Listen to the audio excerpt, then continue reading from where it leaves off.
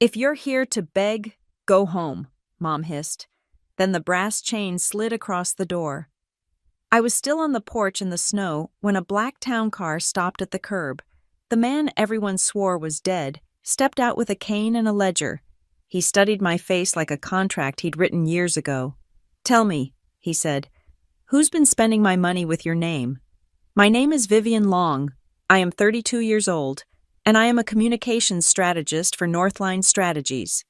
My job consists of managing corporate reputations, anticipating crises before they happen, and spinning disasters into acceptable narratives. I spend 50 weeks of the year in Denver, solving problems for other people. The other 2 weeks, I am expected to return to Cedar Ridge, Colorado, and pretend I do not see the problem simmering right in front of me. This Christmas Eve, the air felt different. The drive from Denver had been a 2-hour battle against black ice and blowing snow. Cedar Ridge is not a destination. It is a place people get trapped in. The town itself huddles in a high-altitude valley, picturesque from a distance, suffocating up close. As I guided the rental SUV onto the unplowed streets of my childhood neighborhood, my knuckles were white on the steering wheel. The car's heater was blasting, but I felt a familiar, creeping cold that had nothing to do with the temperature. On the passenger seat, almost glowing in the twilight, sat a plain white business envelope. It was not a Christmas card. It was a collection.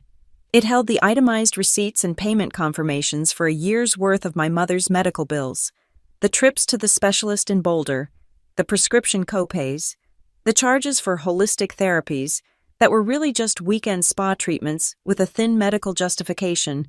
My mother, Diane, had never explicitly asked me to pay these. She operated in a more insidious way. She would accidentally forward the past due emails to my inbox, always with a subject line like, "Oh dear, look at this mess." Or she would call me, her voice trembling, complaining about the cost of her deductible, a deductible that existed only because she insisted on the platinum level plan. I always paid. I paid to stop the calls. I paid to avoid the guilt-laced follow-ups. I paid to maintain the fragile transactional piece that we called a mother-daughter relationship. I never asked for the money back. But this year was different. This year, the payments had nearly doubled, and the accidental forwards had become a weekly occurrence. Tonight, I was not asking for repayment. I just wanted her to look at the envelope. I wanted her to acknowledge, just once, the weight of what I was carrying for her. I parked at the curb of the house I grew up in. It was blazing with light, every window lit, a perfect portrait of holiday cheer against the deep blue snowscape. The oversized inflatable snowman on the lawn looked obscene. I could hear music from the car, a thumping bass line laid over some cheerful pop Christmas song. I grabbed the envelope, took a deep breath of the thin, freezing air, and stepped out of the car. My boots, expensive leather and practical for a Denver winter, sank into the 6 inches of fresh powder on the walkway. Someone, probably my sister's new boyfriend, had done a terrible job shoveling. I climbed the porch steps. A perfect magazine-worthy wreath hung on the oak door, tied with a massive burlap bow. Through the frosted glass panel beside the door, I could see shadows moving, blurred and frantic. I heard a shriek of laughter, high-pitched and familiar. That was my sister. "Brittany." I rang the doorbell. The music volume dropped instantly. The shadows froze. I heard footsteps, quick and light, approaching the door. The door opened, but only a few inches. It was stopped short by the heavy, glaringly gold security chain. My mother, Diane, filled the gap. Her hair, a shade of blonde too bright for a woman her age, was perfectly styled. Her makeup was a mask of festive precision. She wore a deep red cashmere sweater that I knew, from a catalog I'd thrown away. Cost more than my first car payment. Her eyes, cold and assessing, met mine. There was no flicker of welcome, no "Merry Christmas, Vivian." Her gaze dropped instantly to the white envelope in my gloved hand. A faint sneer, almost imperceptible, touched her lips. Behind her, in the slice of the living room visible through the gap, the scene was aggressively cheerful. The Christmas tree was enormous, professionally decorated in white and gold, glittering so brightly it hurt to look at. I saw Brittany, 24 and perpetually irresponsible, flit past the opening. She was holding her hand out, waggling her fingers. "Isn't it gorgeous, babe?" she squealed. Not to me, but to someone I could not see. He just gets me. A man's arm, clad in a new-looking flannel shirt, wrapped around her waist, Brittany's boyfriend. She flashed the new, delicate gold bracelet on her wrist. Diane's attention snapped back to me, her face hardening. "If you're here to beg, go home," she hissed. The words were quiet, ejected with venom, meant only for me. Beg. The envelope in my hand represented nearly $20,000 of her paid-off debts. "Mom, I'm not begging," I said, my voice sounding weak in the cold. "I just wanted to drop this off. I just wanted to talk. This house," she cut me off, her voice suddenly loud enough for those inside to hear, for the neighbors to hear if they were listening, "is for family who listen. This house is for family who know their place and respect their mother." Before I could form a response, before I could even register the full impact of the insult, the door closed. It was not a slam. It was a quiet, definitive click, a sound of finality. And then, puncturing the silence, the sharp, metallic shh of the brass chain sliding back into its locked track. I stood there. I was alone on the porch, in the dark, on Christmas Eve. The snow, which had been a gentle flurry, now felt like a weighted blanket, gathering on my shoulders, melting into my hair. The humiliation was a hot, acidic burn in my throat. I could feel my fingers, even inside my gloves, going numb. From inside the house, the music swelled again. The laughter resumed, louder this time. They had already forgotten me. Fine, I had tried. I had fulfilled my obligation. I turned my back to the door. The wreath, the laughter. I would get back in the rental. I would drive the 2 hours back to Denver, find an open hotel bar, and charge a bottle of overpriced wine to my room. I took one step off the porch, my boot crunching on the packed ice beneath the snow. A sharp, rattling sound made me flinch. The cheap tin wind chimes Diane kept hanging by the garage were clattering violently, but the air was suddenly still. It was not the wind. It was a change in the air pressure. At the same time, a brilliant white light sliced across the front yard, sweeping over the inflatable snowman and illuminating me in a harsh, theatrical spotlight. Headlights. They pinned me against the backdrop of the house. A vehicle had pulled up to the curb, right behind my rental. It was long, black, and polished to a mirror shine despite the snow. It was a Lincoln town car, the kind that implied serious money, the kind you never, ever saw in Cedar Ridge. The engine was a low, powerful purr, barely audible. The driver's door remained closed. The rear passenger door opened. A single, polished black wingtip shoe planted itself in the snow at the curb. Then a leg, clad in dark, pinstriped wool. A man unfolded himself from the car, moving with a slow, deliberate grace that seemed to defy the slippery conditions. He was tall. He wore a heavy charcoal gray wool overcoat with a velvet collar, and he held a thick, dark wooden cane with a silver head. He stepped fully onto the sidewalk and looked up. The porch light, which had made me feel so exposed, now caught his face. He had a full, impeccably trimmed silver-white beard. His eyes, even from this distance, looked sharp. My heart did not just stop. It felt as if it had been seized by an icy hand. I knew that face. I knew that posture. But it was impossible. Harlan Whitaker, my grandfather. Harlan Whitaker was dead. He had died in a supposed boating accident off the Cayman Islands when I was in high school. That was the story Diane had told. No body, no funeral. Just a very quiet, very fast probate, after which Diane had stopped working and Brittany had started getting everything she ever asked for, even as Diane complained that Harlan had left them nothing but debts and complications. The music inside the house cut off. The abrupt silence was deafening. The curtain on the front picture window twitched. I heard a muffled, terrified gasp through the thick oak door. "He's alive." It was Brittany's voice, stripped of all its earlier glee, now just a reedy, terrified whisper. I heard a metallic rattle from the doorway, the clinking of the chain. I looked back at the door, at the peephole, now a dark, cyclopean eye. I could picture Diane on the other side, her perfectly made-up face pale, her hand shaking as it hovered over the deadbolt. My grandfather, my supposedly dead grandfather, paid no attention to the house. He paid no attention to me. He walked calmly, steadily up the shoved path. The heavy thud of his cane on the stone, followed by the crunch of his shoes in the snow, was the only sound in the world. Thud, crunch, thud, crunch. He stopped at the bottom of the porch steps, just 5 feet away from me. He stared past me, his gaze fixed on the center of the oak door. His voice, when it came, was exactly as I remembered it, deep, gravelly, and saturated with an authority that permitted no argument.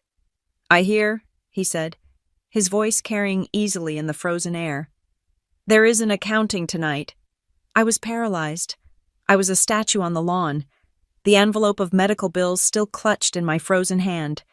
The snow on my shoulders was now a thick, cold mantle.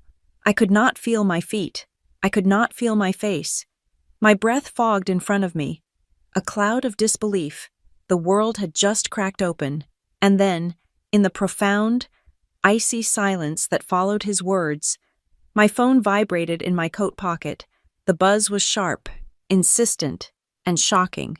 I pulled it out. My gloved fingers fumbled with the screen, smearing the snow.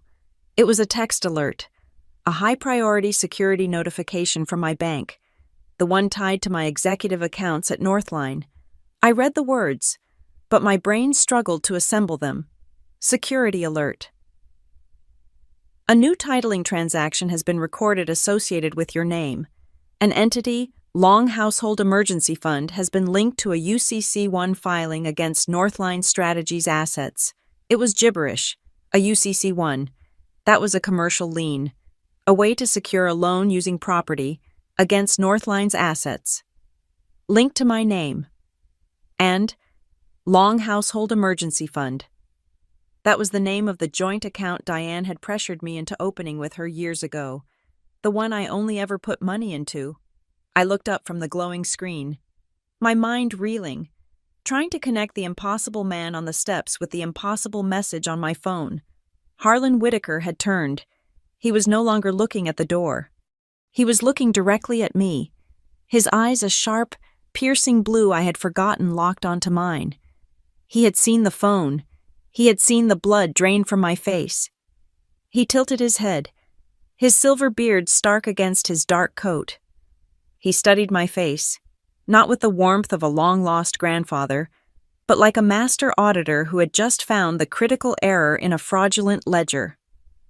"You're the one," he said, his voice quiet but cutting through the snow-filled air. "You are the one they have been using the most." I did not go inside. I did not wait for the chain to be unlatched. Harlan Whitaker stood on the steps, a ghost of audits past, and the bank alert was burning a hole in my digital life. I turned from the house, from the man who was supposed to be dead, and from the family who wished I was. I walked past the black town car, got into my own, and drove. I drove the 2 hours back to Denver. I did not listen to music. I did not stop for coffee. I drove fueled by a cold, crystalline rage that was more potent than any caffeine. The snowstorm chased me down the highway, but the real blizzard was on my phone. By the time I walked into my sterile, quiet apartment overlooking the city, Christmas Eve was a memory. The war had begun. I did not take off my coat. I went straight to my home office, to the triple monitors where I managed the narratives of billion-dollar corporations. Tonight, I was managing my own. The bank alert was the starting point. It was a thread. I pulled. It took me deep into the secured document portal of my private bank. This was not the consumer side. It was the wealth management side I used for my Northline bonuses. There, in a queue marked pending authorizations, were 2 documents I had never seen. The first was a simple cosign application for a supplementary executive credit card. It had been initiated 6 months ago. The second, buried deeper, was the mechanism that allowed the first, a durable power of attorney, a POA. My blood ran cold. It was dated 8 years ago, right after I got my first major promotion at Northline. I stared at the screen, trying to remember. Had I signed this? Diane had mentioned it. Just in case, darling, if you're traveling for work and I need to handle your mail. I never would have signed a durable POA. That was for the incapacitated. I zoomed in on the signature. It was electronic. It was a perfect vectorized image of my own handwriting. It was the signature they had lifted from the house title documents I signed when I helped Diane refinance her mortgage 5 years ago. It was clean. It was fraudulent. And it was active. That POA was the key they had used to unlock my entire professional life. It was the authorization for the bank alert that had just arrived tonight, the one that had stopped my heart on the porch, the UCC-1 filing. My job requires me to understand the language of power. A UCC-1, a Uniform Commercial Code filing, is the language of debt. It is a public declaration that someone has a lien on your assets. It secures a loan. If you default, they take the assets. I went to the Colorado Secretary of State website. I searched my name. There it was. Debtor Vivian Long. Secured party. A Scottsdale-based private lending group. The filing was 3 days old. My fingers were numb as I clicked to open the collateral agreement. What had they pledged? All office furnishings, electronics, and intellectual property assets associated with Vivian Long at Northline Strategies. I read it twice. I read it a third time. It was insane. It was a fantasy. It was also, if left unchallenged, legally binding. They had taken out a high-interest loan against my career, against my desk, my corporate laptop, my bonus structure, and by implication, my reputation. They had put a commercial lien on my name. The loan, the one I supposedly now owed, had been dispersed to one account. I knew the name. It was the one from the bank alert, the Long Household Emergency Fund. This account, I had access to. It was the joint account Diane had guilted me into opening years ago. For the house, she'd said. For emergencies. I was the only one who ever deposited. She was the only one who withdrew. I logged in. The history was not a history of emergencies. It was a ledger of luxuries. It was a systematic bleed, cash withdrawals, always at the end of the month, always just under the $10,000 federal reporting threshold, charges from high-end boutiques in Aspen, spa treatment packages in Scottsdale, Arizona. The memo lines, written by Diane, were almost comical in their audacity. Family gifts, household maintenance, required travel for health. That bracelet Brittany had been flashing through the gap in the door. I saw the charge from a private jeweler in Cherry Creek, dated 2 weeks ago. My sister was wearing a Christmas present financed by a fraudulent lien against my job. My mind rewound. Snapping past the fog of familial obligation, I saw all the little requests. Brittany, crying in her car. Viv, my credit is just trashed. Can I please just use your name for the new phone plan? I'll pay you back. I swear. Diane, on the phone. I don't understand these new online forms for the insurance. I'll just add your name as a secondary contact so you can handle the complicated stuff.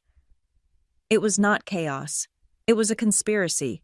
I was not the successful daughter. I was the primary asset. I was the mark. And then I thought of Harlan. I hear there is an accounting tonight. He knew. His reappearance, on the exact night this UCC-1 filing was triggered, was not a coincidence. I went to my encrypted drive, the one I kept locked in a digital vault. I navigated to a folder labeled Family Archived. Inside was a single PDF, a poor quality scan that Diane had accidentally emailed to me years ago. She had been trying to prove how Harlan had abandoned her, how he'd left them with nothing. I opened it. The Whitaker Living Trust, executed 1998. My grandfather, Harlan Whitaker, was the grantor. The beneficiaries were his daughter, Diane, and her living issue, me and Brittany. I remembered scanning it briefly then. thinking it was just boilerplate. But tonight, I was not a daughter. I was a strategist. I read the clauses. He had structured the trust with surgical precision. It was designed to distribute income, not principal, and it contained a stipulation I had overlooked. Article 4, Section 2. Distributions were conditional. They were available only to beneficiaries who were self-sufficient, gainfully employed, and not demonstrably dependent on the charity or assets of others. It was an independence clause, a test, one I had passed, and one Diane and Brittany had apparently failed spectacularly.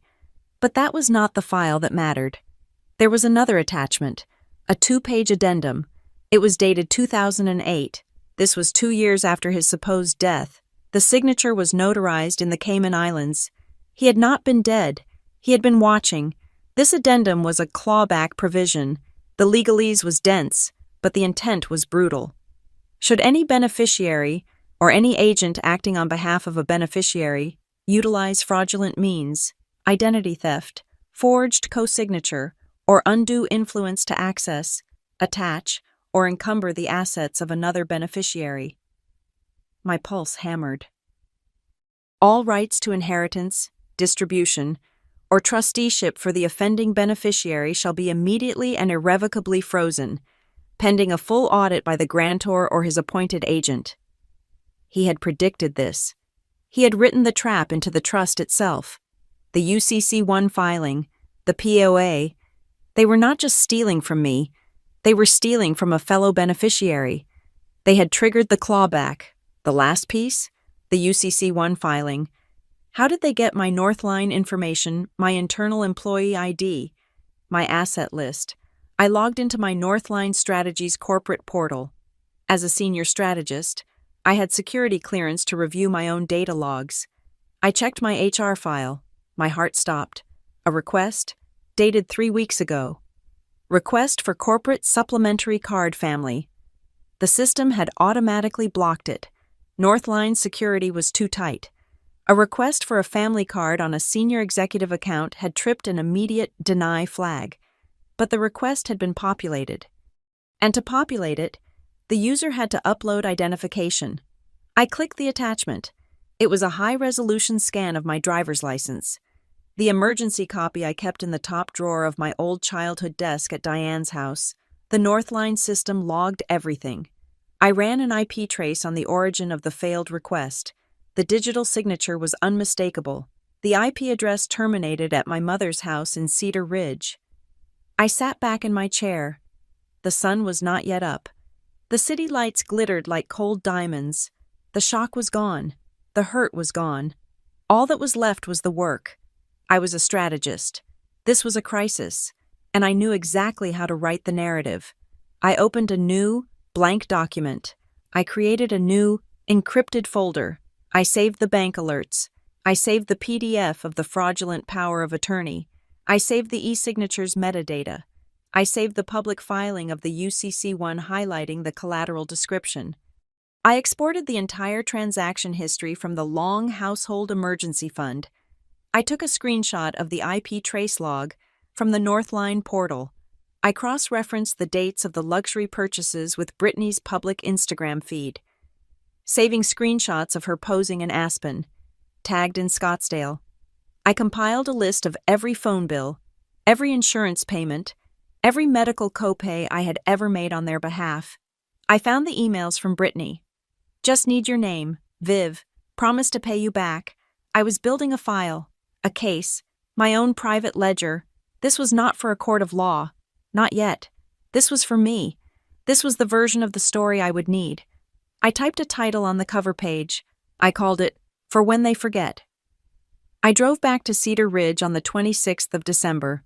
The sky was a brilliant, unforgiving blue. I had not slept. I had only cataloged. My phone contained the encrypted file I had built, the one titled, For When They Forget. I was no longer the daughter returning home to beg for acceptance. I was the chief strategist for Northline, walking into a hostile negotiation I had been preparing for my entire life. Harlan had called me at 6 a.m. One ring, I answered. The audit is at 10, he had said, and hung up.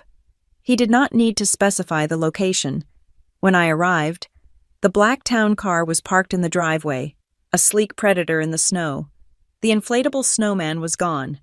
I used my old key. I did not knock. The scene in the living room was a twisted parody of Christmas. The magnificent tree was still lit, but its glow seemed sickly in the bright morning light.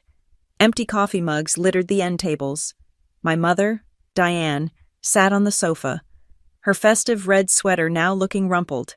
She was trying to look bored, but a nerve jumped in her eyelid. Brittany was slouched in an armchair, scrolling furiously on her phone, radiating resentment. And in my father's old wingback chair, at the head of the room, as if it were a boardroom, sat Harlan Whitaker. He was dressed as impeccably as he had been on Christmas Eve, in a tweed jacket and wool trousers. His cane rested against the chair. On the walnut coffee table in front of him, the festive decorations had been pushed aside. In their place sat a stack of red holiday-themed envelopes, a worn leather-bound ledger, and the single white envelope I had dropped on the porch. Harlan had retrieved it. "Sit, Vivian," he said, not looking up from the ledger. I took the armchair opposite Brittany. The air crackled. The only sound was the frantic tap-tap-tap of Brittany's nails on her phone screen. Harlan looked at Diane. "The pretense is over." Diane's demeanor, practiced over a lifetime, snapped into place. She became the victim. Her voice, which had been hissing venom at me 2 nights prior, now dripped with a saccharine, wounded sweetness. "Daddy," she began, the word daddy sounding obscene. "I do not know what this is about. This is a family matter. Vivian has always been difficult." She turned on me, her eyes flashing. "To show up here, on Christmas Eve, harassing me after everything I have done for this family, and to bring him." She gestured vaguely at Harlan, as if he were a ghost she had summoned. "You are an ungrateful child, Vivian," she said, her voice rising in pitch. "You have always been ungrateful. You sit in your Denver high-rise, looking down on us. Everything I have spent, every single dollar, has been to keep this family afloat, to give your sister a chance. Something you would never do." Brittany, on cue, looked up from her phone.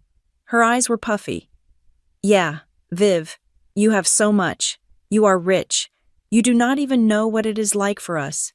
You would not even miss it. What is the big deal?" The words hung in the air. "You would not even miss it." I looked at Harlan. He was watching me, his face impassive. He was waiting. He turned his gaze, as heavy as a physical weight, to Brittany. "That bracelet," he said, his voice quiet. "The one you were flashing at the door on Christmas Eve. Where did the money come from?" Brittany's face flushed. "It was a gift." "From whom?" My boyfriend." "How?" Harlan continued. "Did your boyfriend, who I am told works part-time at the ski rental shop, afford a $5,000 piece from a jeweler in Cherry Creek?" Brittany's mouth opened and closed. "And you," he said, turning to Diane, "this cashmere, these decorations, the party you were so keen to protect, what was the source of the funds?" "The household account." "Of course," Diane said, indignant. "The emergency fund, the money Vivian contributes, for the family." "For the family?" Harlan repeated. He tapped the ledger. "An emergency trip to Scottsdale. Family gifts from Aspen. Household maintenance that correlates precisely with 3 cash withdrawals of $9,000 each, all in the same week." He looked at me. "Vivian, do you have anything to add to this accounting?" This was my cue. Not an emotional outburst, not a litany of my wounds. It was a presentation. I took my phone from my pocket. I did not connect to their Wi-Fi. I used my own secure hotspot. I brought up the first file, the screenshot of the long household emergency fund transaction log. "The bracelet," I said, my voice perfectly level, "was purchased on December 10th, with this charge." I held the phone out. The memo line says, "Family gifts," but it was drawn from an account funded by a loan I never applied for, secured against my job. I swiped to the next file, the UCC-1 filing. "This is the lien," I said. This is my name, my corporate assets, pledged as collateral. Diane waved her hand dismissively. Oh, paperwork, Vivian. You always get lost in paperwork. I handle the details so you do not have to. You gave me permission. The power of attorney. Remember all those years ago? You signed it. She looked at Harlan, seeking an ally. She signed it, Daddy, 10 years ago, so I could manage things. The POA, I said, my voice dropping. The durable power of attorney. Exactly, Diane said, relieved, as if I was finally understanding. You see, Daddy, she agreed to it. Harlan did not look at her. He looked at the fireplace, at the stockings hung with care. His voice was cold iron. I never gave you a power of attorney. Diane. The room went silent. Diane's face crumpled in confusion. What? No, not you. Vivian. Vivian gave me the POA. I am aware, Harlan said. I am stating a fact. In all my years, in all my dealings, I never trusted you with my name. Why? And he turned his piercing blue eyes on her. Did you believe your daughter's name was yours to take? Diane stammered. But it is for the family. It was just a form. It was a forgery, I said, and the word landed in the room like a stone. Brittany, who had been silent, suddenly snapped. You were not supposed to know Mom said you would not check. She said he would not check. She clapped her hand over her mouth. The silence that followed was absolute. The ticking of the grandmother clock in the hallway sounded like hammer blows. Diane's face went chalk white. Brittany looked like she was going to be sick. Harlan had not moved. He just watched them. The trap sprung. The confession made. He looked at me for a long time. There was no pity in his eyes, only assessment. He was measuring my spine. Vivian, he said, you have been carrying them for a decade. You have paid for their comforts with your credit. You have paid for their silence with your compliance. He leaned forward, placing his hands on the head of his cane. Do you wish to continue this arrangement? I looked past him. I looked at the glittering tree, a monument to their fraud. I looked at my mother, her face a mask of exposed entitlement. I looked at my sister, who saw me not as family, but as a resource to be mined. I met my grandfather's gaze. No, I said. My voice was clear. It did not shake. I want my name back. The drive from Cedar Ridge back to Denver was different this time. It was not a flight. It was a commute. The confrontation in the living room had not been an ending. It had been a pre-trial hearing. I left before Harlan did, walking out while Diane was still sputtering about family loyalty and Brittany was staring at her phone, doubtless calculating her losses. I said nothing. My last line. I want my name back, had been the opening argument. Now, I needed to file the brief. The 27th of December is a dead time in the corporate world. It is a vacuum, but in the world of financial law, it is just another Tuesday. At 9 o'clock, I was not in my office at Northline. I was on the 42nd floor of a different glass tower in downtown Denver. The lobby was all black granite and silent. Recessed lighting. The name on the directory was Coltrane Associates. Harlan had not recommended her. I had. Northline had used Maya Coltrane's firm 2 years ago to handle a hostile internal audit, and I had watched her dismantle a senior vice president's entire defense in one afternoon using nothing but his own expense reports. She was not a lawyer you hired for a dispute. She was a lawyer you hired for a decontamination. Maya Coltrane did not have a law office. She had a command center. There were no leather-bound books or framed diplomas. There was a 30-foot glass wall overlooking the mountains, and a desk that looked like a single piece of polished obsidian. She was already there, nursing a black coffee. She was tall, impeccably dressed in a gray sheath dress, and she did not smile. Vivian, she said, gesturing to a chair. It was not a welcome. It was a summons.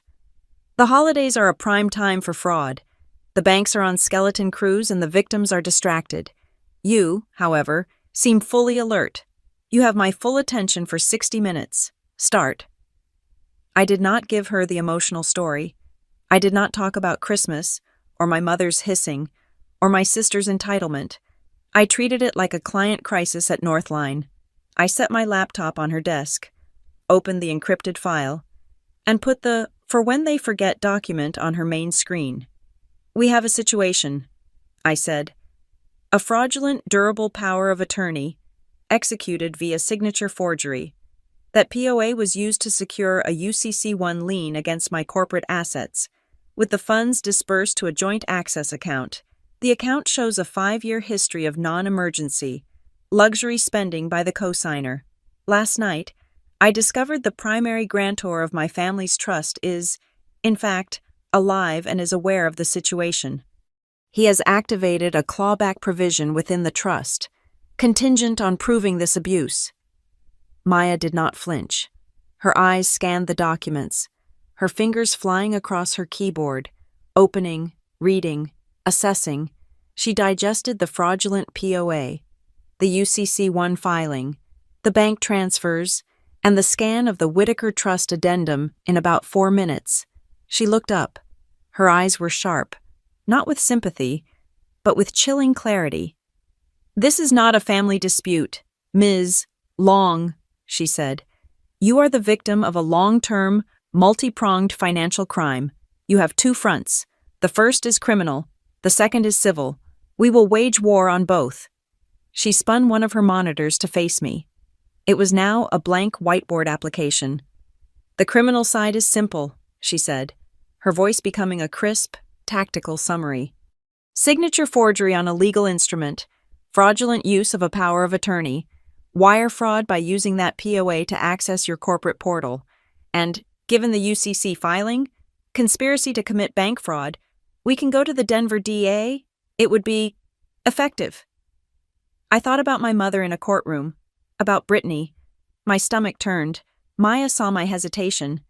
"No, you are not ready to deploy the nuclear option. I understand.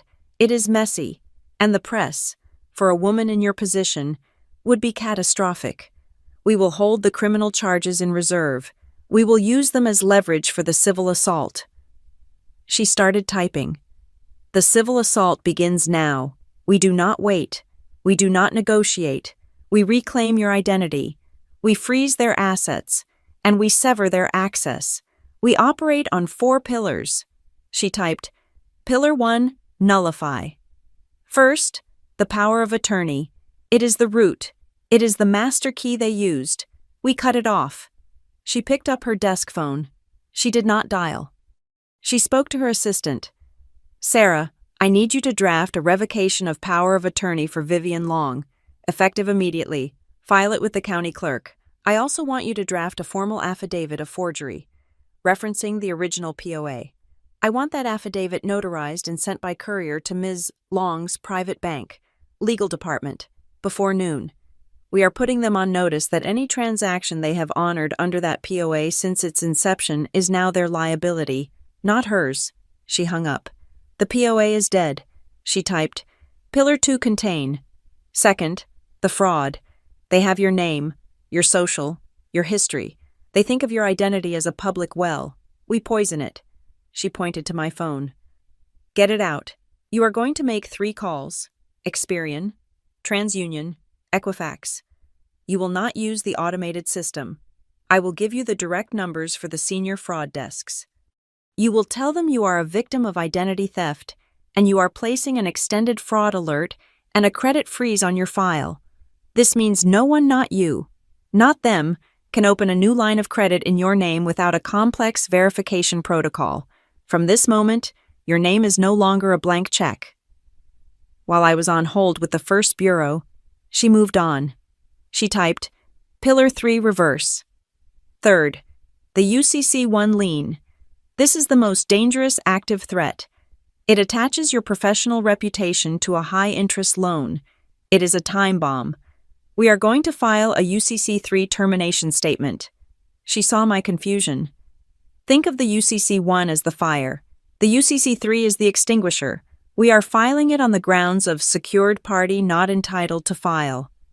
We will state that the underlying loan agreement was based on fraud.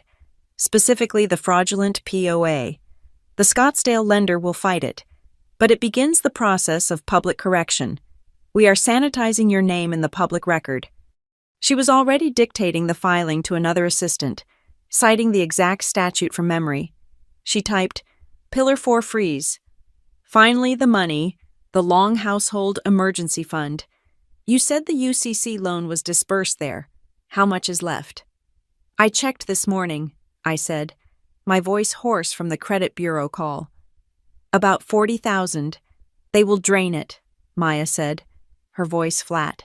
The moment they realize you are fighting back, they will pull every cent in cash. We are moving for a temporary restraining order, an ex parte TRO. We will file with the court this afternoon, arguing that a co-signer, Diane Long, has engaged in financial malfeasance and is a flight risk with the assets. We will ask the judge to freeze the account, effective immediately, pending a full hearing. She hit enter, and the plan sat there, glowing on the screen. Nullify, contain, reverse, freeze. That is the immediate plan, she said. That is what we do in the next 6 hours. She took a sip of her coffee. It was, I assumed, her second or third. Now, the strategic plan, she continued, pulling up a new window. First, North Line. You must get ahead of this. You will schedule a meeting with your legal counsel and your direct superior today. You will frame this as an external, familial security breach. You will provide them with the IP trace from their own servers. You will be the strategist you are, managing a crisis. Your firm will close ranks to protect you. We will work with them to ensure your file is scrubbed of all unofficial relative contact data. Your corporate identity must be hermetically sealed from your family. I nodded. That, I knew how to do. Second, the clawback. Her eyes lit up. This, I could tell, was the part she enjoyed. The Whitaker Trust. This addendum is a beautiful piece of legal architecture. Your grandfather is a very precise man. The TRO will freeze the new money, but the clawback gets you the old money. We need to prove the abuse based on name that the addendum describes. For that, we need a specialist. She picked up her phone again. Get me forensic accounting. Get me David. She turned back to me. We are hiring a forensic accountant.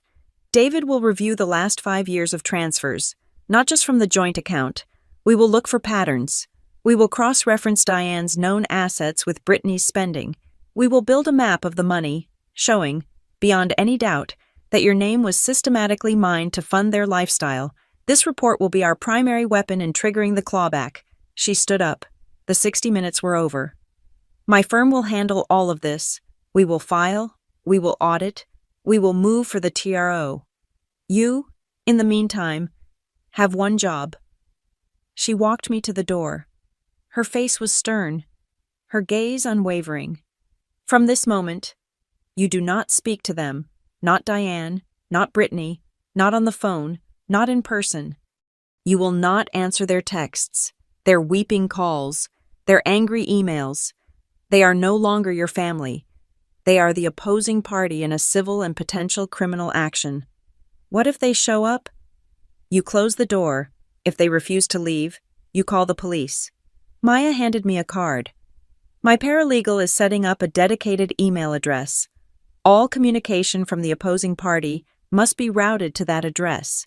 It will be logged, archived, and used as evidence. Do you understand? Vivian, no more spontaneous arguments, no more emotional confrontations. You do not get angry. You do not explain. You do not engage. You let the record speak. I walked out of her office into the bright morning.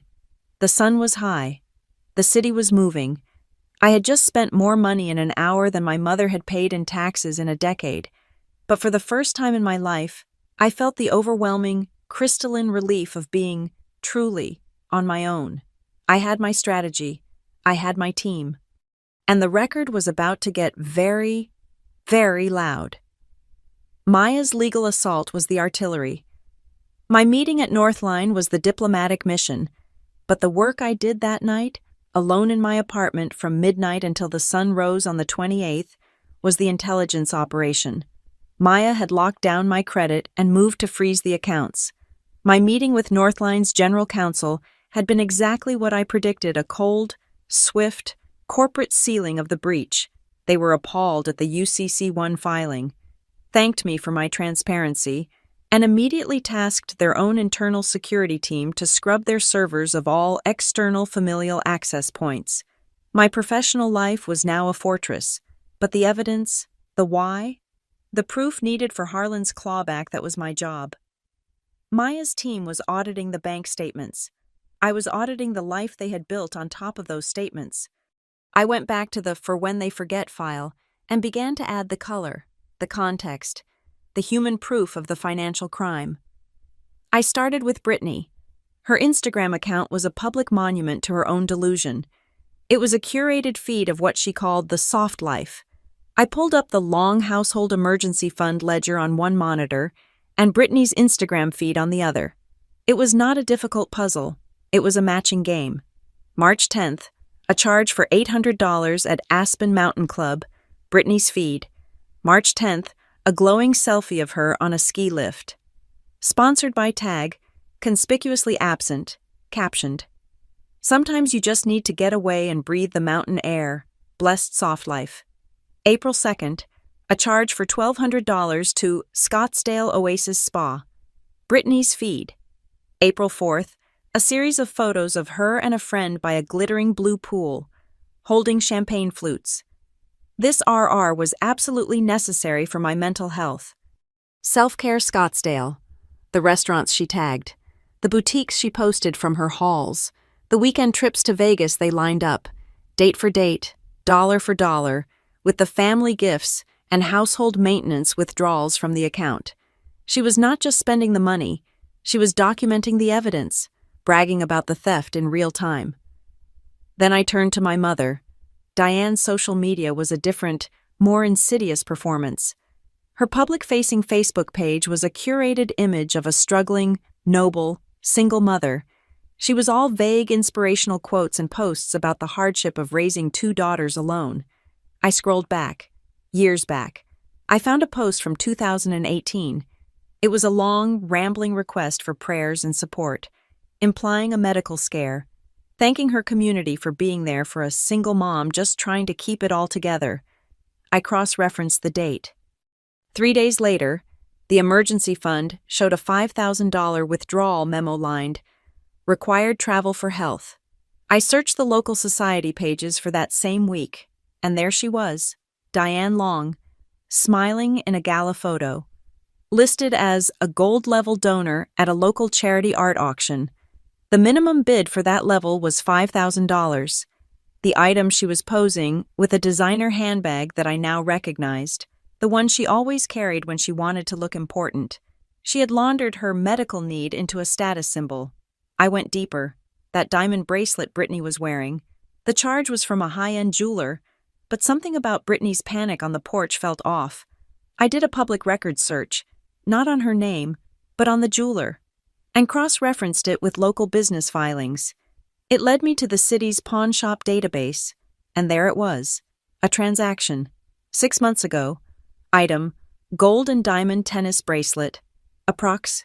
3 carats. Customer Brittany Long. Status pawned for $2,000. 2 weeks later, another transaction. Status redeemed. The date she redeemed it, pulling it out of Hawk. The day after a household maintenance cash withdrawal of $2,500 from the fund. She was not just getting gifts, she was managing her cash flow, pawning her fraudulent assets and then using my name to buy them back. The sickness of it, the systematic rot, was staggering. I found the repair bill for Diane's SUV from 3 months ago. The transmission had failed. She had called me, weeping, about how she would be stranded. I had handled it. Paid the $3,000 bill over the phone with my own credit card to just get it done. I pulled that credit card statement, and then I pulled the statement for the supplementary card that Diane had on my personal account, the one I had given her for gas and groceries only. She had not used my card. She had used her card, the supplementary one. The bill I had paid was a complete fiction. I had simply moved money from one of my pockets to another, while she had played the role of the helpless victim. I went back to the Northline portal, to the IT logs, the failed request for a supplementary corporate card, the one using my scanned driver's license, was the headline. But there was a footnote, a month before that, a separate internal IT help desk ticket. It was from Diane, using the family contact email I had foolishly set up for her in the corporate system years ago. The request: need VPN access for family member. Vivian is traveling, and I need to access her files to help her with a project. It was an IT employee's worst nightmare. The ticket had been denied. Of course, with a polite but firm note, per Corporate Policy 401B, all network access must be provisioned to an employee. We cannot grant VPN access to non-Northline personnel. She had tried to get inside the fortress. When that failed, she had settled for using my name to get a loan. I sat back, my entire body humming with a cold, clear energy. I started to build a new document. It was a timeline. Column 1, my career. Column 2, their withdrawals. 2015. I am promoted to senior associate at Northline. My salary increases by 20%. 2015, the Long Household Emergency Fund is opened. The first household maintenance withdrawal of $5,000 occurs. 2017, I receive my first major annual bonus. 2017, Diane's required travel for health. The art auction occurs. Brittany begins posting about her new car. A lease I now suspected was co-signed with my forged signature. 2020, I am promoted to Director of Strategy. My bonus is substantial. 2020, the luxury spending accelerates. The trips to Aspen, the spa days in Scottsdale. The withdrawals become monthly, systematic. Every step I took forward in my life, they had used as a justification to dig a deeper hole in my name. My success was not a source of pride for them. It was a resource to be exploited. The picture was almost complete. I just needed the final confirmation. I did something I had not done in a decade. I called Mrs. Gable, our old neighbor, the one who lived across the street from my mother, the one who saw everything. "Vivian, dear," she answered, her voice frail but sharp. "What a surprise. I was so sorry to hear you could not make it for Christmas." "I was there, Mrs. Gable. I am just calling to check on Mom." "Oh," she said, and the temperature of her voice dropped. "Well, she is fine. She is very busy. So many parties. You know, it is funny." "What is funny, Mrs. Gable?" "The trust. The one your grandfather set up. I remember Diane telling us all it was for medical emergencies. But her emergencies always seem to happen on a Friday night. So many wine parties over there. I see the cars. They are all very loud. She must be feeling much better. That was it. The Whitaker Trust paid distributions on the 15th of every month, earmarked for family medical and educational needs. The neighbors were watching the medical need parties. My phone, the one Maya had designated for all opposing party communication, lit up. It was a cascade, a Facebook message, from an aunt in Ohio. "Vivian, what is this I hear? Your mother is beside herself. After all she sacrificed for you, how dare you bring these men and lawyers into her home? You have forgotten what family means." Another, from a cousin. "Your sister is crying. You froze her account. Her rent is due. You are a monster. Vivian, a rich, cold monster." Maya had called them flying monkeys, the network of enablers Diane had cultivated. I forwarded them to the dedicated email address Maya's firm had set up. Within minutes, a reply came back. Not from Maya, but from her paralegal. Attached was a PDF. Standard legal response. Harassment family. It was a form letter. "Dear name, your correspondence regarding Vivian Long has been received. Ms. Long has retained Coltrane Associates as legal counsel. All future communication regarding this matter must be directed to our firm. Any attempt to contact Ms. Long directly will be considered harassment and documented for future legal action." It was the most beautiful thing I had ever read. Then, a new message, a text, from an unknown number. You think you are so smart with your Denver lawyer? You are a cold-hearted bitch. People in Cedar Ridge should know who you really are. The local paper would love to hear about the Northline strategist who attacks her own sick mother. I did not reply. I took a screenshot. I forwarded it to Maya. Her reply came 1 minute later. Good. Preserve it. We are now documenting threats. This helps us. I was about to close my laptop when a final email came in. It was not from my family. It was from a Mr. Allen, with an email address from a large, international auditing firm. The email was copied to me, Maya Coltrane, and an address I did not recognize, which I assumed was Harlan's. As requested by the grantor, it read, "We have begun our independent audit of the Whitaker Living Trust, effective today, December 27th. All beneficiary distributions are suspended pending the outcome of this review.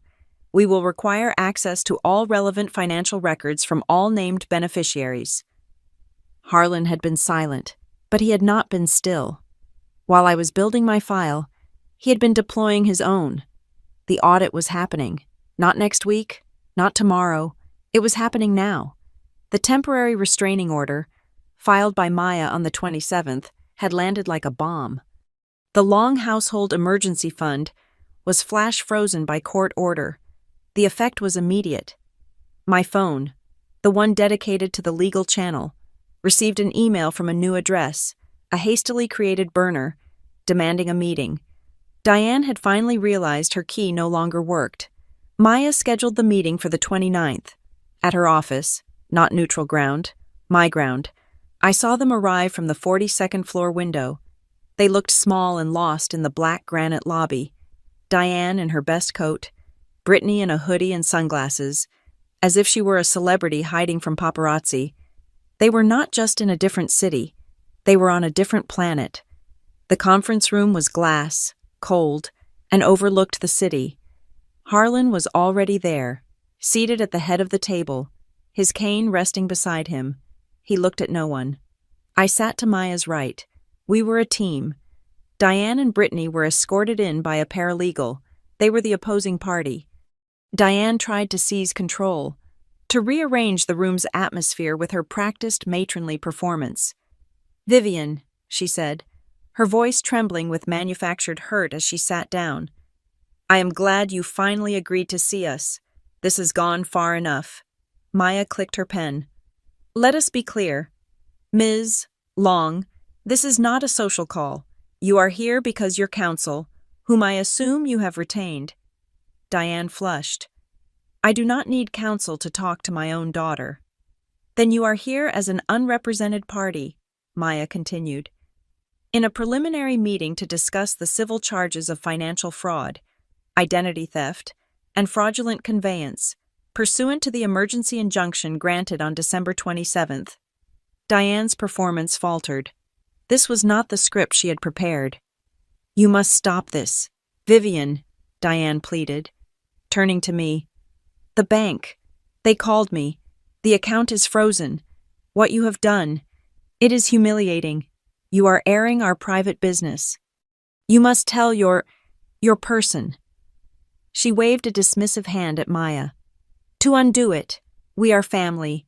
We must preserve our face, our reputation in the community." "Reputation," Maya said, "is a consequence of one's actions. Shall we review them?" Brittany, who had been vibrating with anger, finally broke. The tears were instant and theatrical. "You do not understand," she wailed, slamming her hand on the expensive table. "You think this is a game? You froze everything I was starting a business." She turned to me, her face a mask of furious self-pity. "I was trying to be like you. Vivian, I was trying to be independent. I put everything into my startup, and it failed. All the money is gone.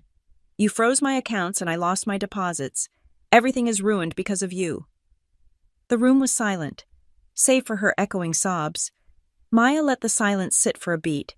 Then she slid a thin folder across the polished obsidian table. "Ms. Long," Maya said to Brittany, "is this the failed startup you are referring to?" Brittany sniffled, wiping her nose, and looked down. It was a lease agreement. This is a 3-year commercial lease for a retail space in the Cedar Ridge Promenade, signed 3 weeks ago, for an entity named Brittany's Bubbles and Bar. Maya tapped the paper. A mini bar, I believe the addendum called it. She slid a second piece of paper over, a bank statement. And this, Maya said, is the $5,000 security deposit for that lease, paid on December 19th from the Long Household Emergency Fund. The memo line you wrote, Diane, was emergency plumbing repair. This venture seems less failed and more fraudulently funded. Brittany's sobs stopped. She just stared at the papers. Diane's face hardened. The victim was gone. The warrior emerged. You have no right, she hissed. I am her mother. I am her agent. I manage the family finances. Vivian gave me the right. She signed the papers. Did she? Maya said, her voice deceptively soft. Yes.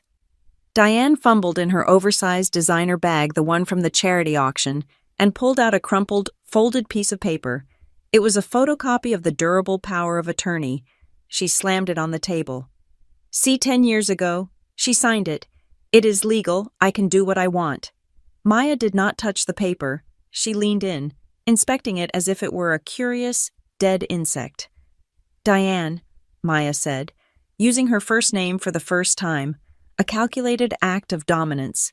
This document is fascinating. It is the centerpiece of your fraud, and it is a catastrophe. It is legal.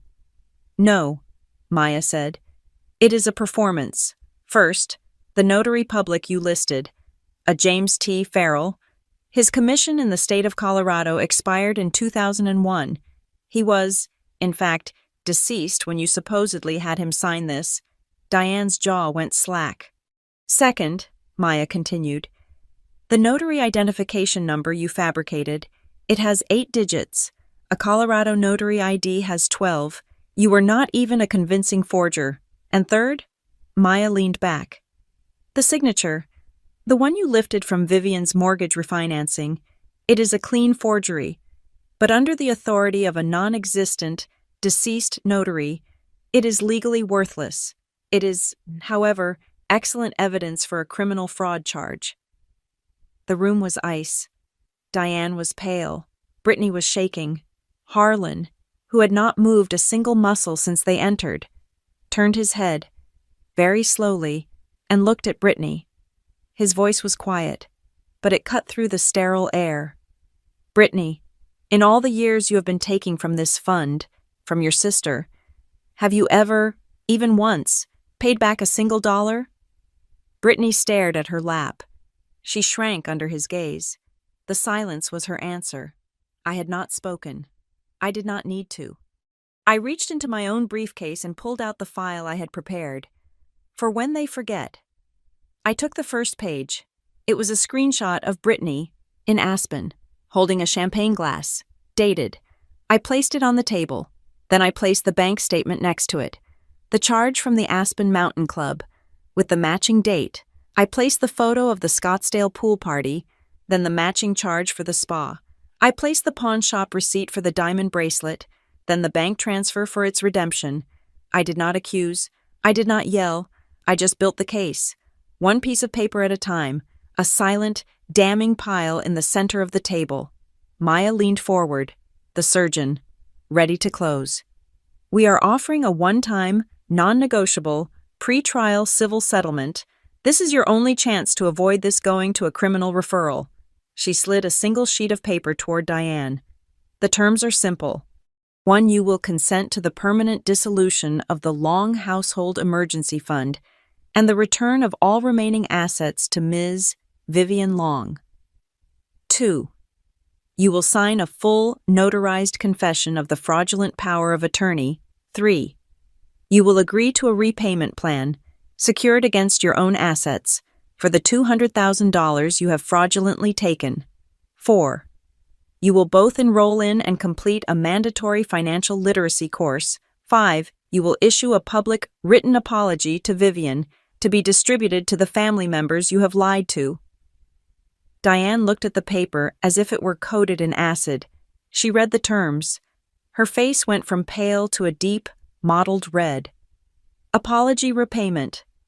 This is extortion. She laughed, a high, sharp sound of disbelief. This is absurd.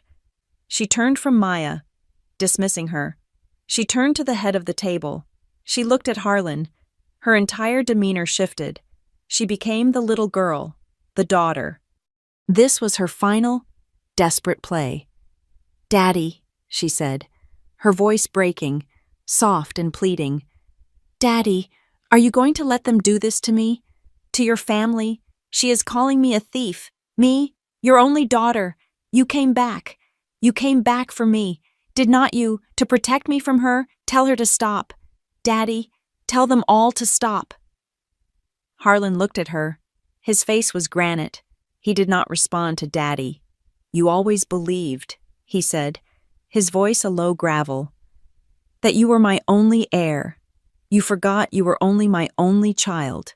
He reached into his own leather briefcase and retrieved a single, thin file folder. It was pale blue. "You knew about the trust," he said. "You were fixated on it, but you never bothered to ask about my personal will." He slid the file onto the table. It was labeled, simply, Addendum K. "This," Harlan said, "is a codicil I had drafted 5 years ago. It is a behavioral clause." Maya picked it up, as if on cue. Addendum K, modifying the last will and testament of Harlan Whitaker. It states, she read, that any beneficiary who, in the grantor's judgment, engages in acts of financial coercion, emotional manipulation, or reputational leverage using the guise of a blood relationship. What, Diane whispered, shall have their portion of the inheritance, outside of the conditional trust, reduced to zero.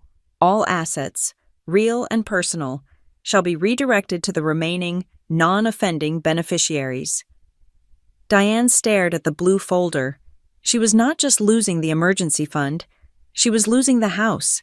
She was losing everything. Brittany, watching her mother's complete collapse, began to panic.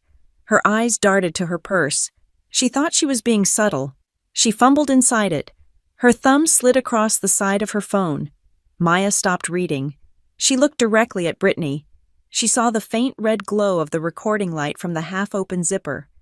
Maya looked at Brittany, then at her own pen, then back at Brittany's purse. She tapped the table twice, a silent signal. "I see you." A slow, cold smile, the first I had ever seen, touched Maya's lips. She understood. Brittany, in her panic, had just handed them the final piece of evidence, a clandestine, illegal recording of a settlement negotiation. Maya leaned forward, her voice becoming louder, clearer, for the benefit of the microphone in the purse. "Since a civil agreement is clearly impossible at this time, we will see you at the emergency hearing. It is scheduled for tomorrow, December 30th. The judge will hear all arguments regarding the permanent injunction, the fraudulent POA, the UCC-1 filing, and the activation of the Whitaker Trust clawback. And of course," she smiled, "this new Addendum K. I am sure the court will find this all very educational." The failed negotiation at Maya's office was not an end. It was a declaration of war. The legal battle was set for the courtroom on the 30th, but Diane and Brittany, having failed in the boardroom, opened a new, personal front. They had lost the game of law. Now they were playing the game of chaos. It began on the night of the 29th, less than 12 hours after the meeting. My laptop pinged. It was an alert from the Northline internal security team, the one now monitoring my professional footprint. "Vivian," the email from our head of IT read, "a new review was just posted to our public corporate feedback portal. It is anonymous, but given our conversation, you need to see this." He had attached a screenshot. It was a 1-star review for Northline Strategies. The user was a concerned citizen. The review was short and vicious. "This firm employs strategists who are deceptive, ungrateful, and use their corporate power to attack their own family. Their advice is heartless, and their tactics are built on betrayal. Stay away from Northline if you value loyalty." My blood ran cold. This was not just an attack on me. It was an attack on my firm. It was an attempt to damage my professional reputation, the one asset I had built beyond their reach. We traced the IP. The IT head's email continued. It is a residential line in Cedar Ridge. I have already flagged the review for removal, but I wanted you to have the record. The IP trace, of course, resolved to my mother's address. Diane had failed to move Harlan, so she was now trying to burn down my career. I forwarded it to Maya. Her reply was instant and cold. Good. This is an escalation. It proves the reputational leverage described in Addendum K. We will add it to the filing for tomorrow. The morning of the 30th, hours before the hearing. I went to my car in the parking garage beneath my apartment, and I stopped. A long, jagged silver line ran the entire length of the driver's side, from the headlight to the tail light. The metal was gouged, deep and intentional. It was keyed. I felt a surge of violation that was deeper than the financial fraud. This was a physical act. This was rage. I called building security. I did not touch it. The security chief, a retired cop, was grim. The cameras in the garage are high angle. Ms. Long. They show your space, but they will not get a face. But the street-level cameras might have caught them. An hour later, he sent me the file. The timestamp was 3:15 in the morning. A car had idled at the garage entrance for 3 minutes. It was not a car I recognized immediately, but it was familiar. A late 90s, dark green sedan, one headlight out, a spiderweb crack in the windshield. Then I placed it. It was the car belonging to Brittany's on-again, off-again boyfriend, the one who worked at the ski shop, the one who had supposedly bought her the diamond bracelet. They were not just threatening me, they were sending proxies. I sent the video file to Maya. Her response was a phone call, not an email. "This stops now," she said. Her voice was pure ice. "This is no longer just financial. This is harassment and vandalism. I am filing for an emergency temporary protective order on your behalf, citing the online threats, the anonymous review, and this vandalism. The hearing is at 2. I am adding this to the motion. And Vivian." "Yes. Hire a private security detail to meet you at the courthouse. And I'm not joking. Install new cameras, inside and outside your apartment. Now." The world had tilted. This was my mother, my sister, and I was now being advised to install cameras and hire a bodyguard. As I was on the phone with a security firm, a different kind of call came through. It was from a producer for a major business podcast. "Integrity in business. Vivian Long," the producer said.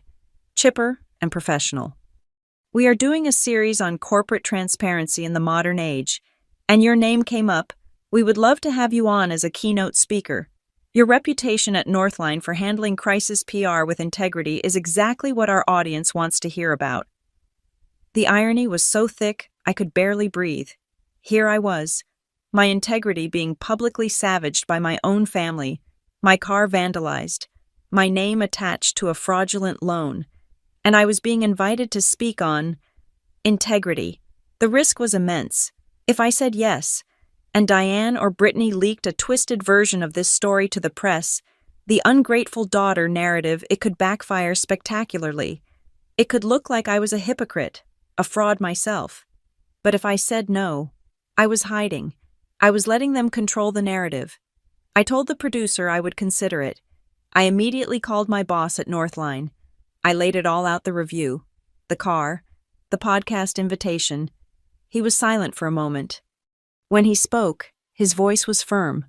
"Vivian, you do the podcast. You do it, and you lean in. The review they posted is a lie. The work you do for us is the truth. Transparency is not just your brand, it is your character. Do not let them make you doubt that. Northline will back you. 100%. We stand by our people, especially when they are in the right." I hung up, my hand shaking, but not from fear, from a strange, cold resolve. That evening, the night before New Year's Eve and 2 days after the hearing, there was a knock on my apartment door. Not the intercom from downstairs, my door. I looked through the peephole. My heart hammered against my ribs. It was Harlan. He was alone. No cane. This time, he just stood there in his tweed jacket, looking at the door, as if waiting for me to solve a puzzle. I opened it. The new security chain was still in my hand. He looked at me, then at the chain, then at the new, high-resolution camera I had installed above the doorway. "Good," he said. It was the first word he had spoken. "A necessary upgrade." He stepped inside. It was the first time he had ever been in my home. He did not look around, did not comment on the view of the city lights or the modern furniture. He was not a social guest.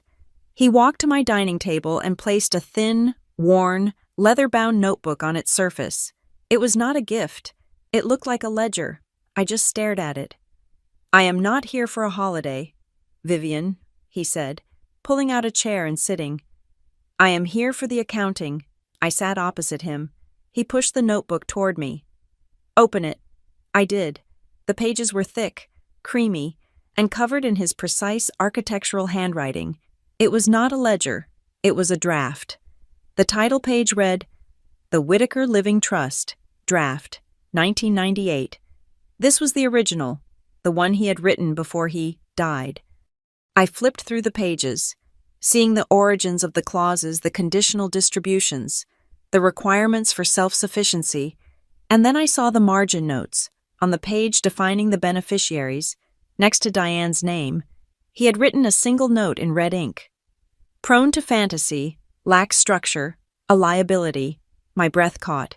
He pointed to another page, a blank one at the very end.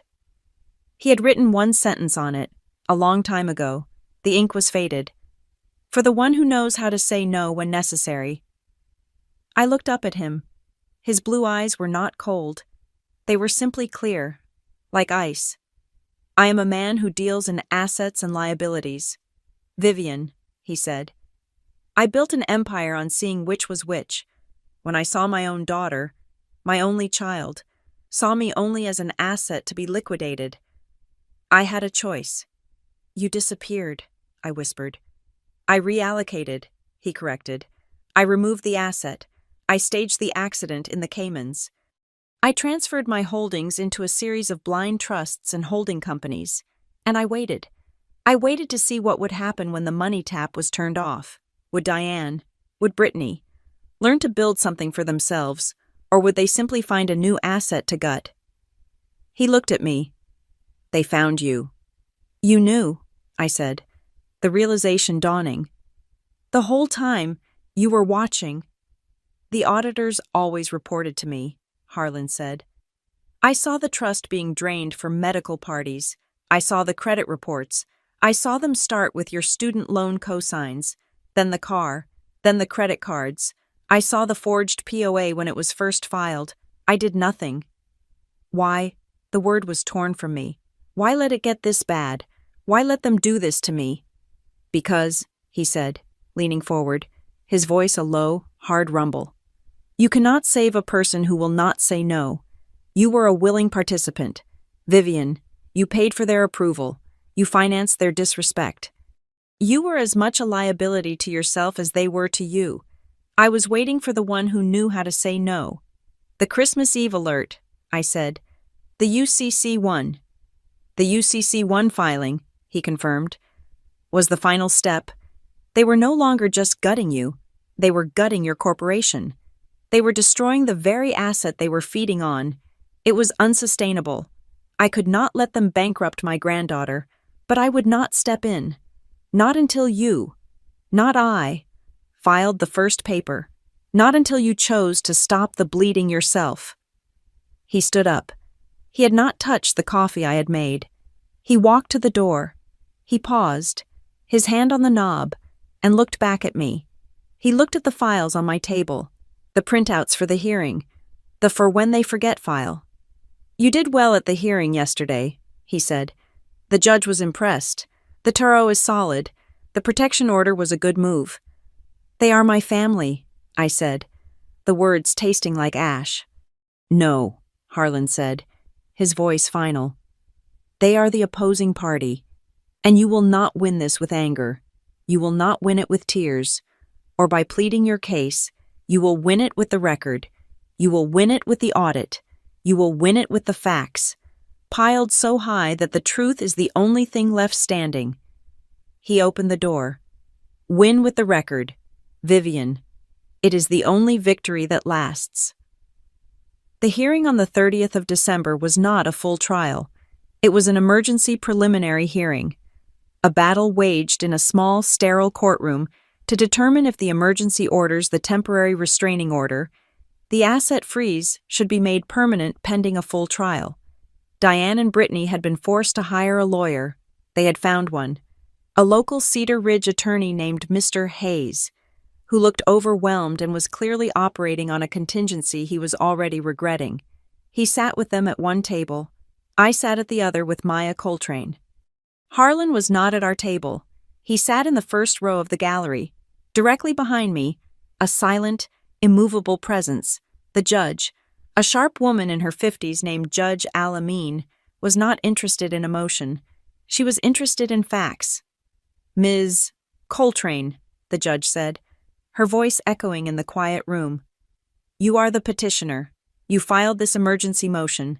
Summarize for me, in 2 minutes, why I should not dissolve this injunction and let this family handle their misunderstanding in private. Maya stood. She was a pillar of calm, gray professionalism. Your Honor, this is not a misunderstanding.